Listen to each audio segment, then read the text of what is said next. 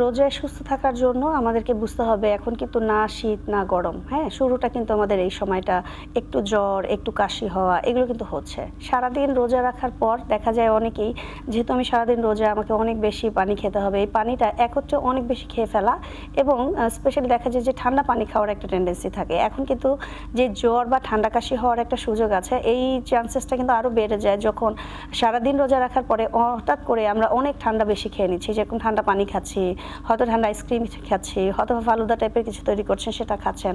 সবকিছু লাসি, বোরহানি সবই ঠান্ডা একসাথে নিয়ে নিচ্ছেন। এই ধরনের আপনার যখন ঠান্ডা একসাথে খাওয়া হয়ে যাবে তখন কিন্তু বডি ইমিউনিটি পাওয়ারটা আরও কমে যাবে এবং দেখা যাবে যে আপনার এই ঠান্ডার কারণে খুশখুশে কাশি হওয়া, জ্বর হওয়া এবং আপনি যে সারা বছর যে এত সুন্দর রোজা রাখতে পারতেন, এই যে আমাদের 1 মাসের রোজাটা, এই রোজাটা কিন্তু আপনি ওই যে জ্বরটা না আসতো আপনার কারণে কিন্তু জ্বরটা চলে আসার একটা চান্সেস থাকবে।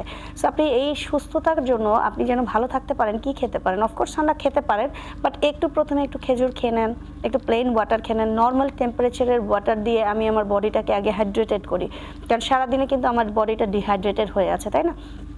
সো সেই ক্ষেত্রে আপনি যদি মনে করেন যে একটু গরম স্যুপ খেতে পারেন, একটু ফ্লুইড জাতীয় খাবার কিন্তু আমাদের খুবই জরুরি। ফ্লুইড যদি না থাকে পর্যাপ্ত পরিমাণে শরীরে, সেক্ষেত্রে কিন্তু আমাদের বডি ডিহাইড্রেটেড হয়। সেই স্যুপে আপনি আনতে পারেন চিকেন, একটু ভেজিটেবল, যেটি আমাদের সারাদিনের প্রোটিন এবং ভিটামিন মিনারেলসের চাহিদাও পূরণ করবে ইনশাআল্লাহ।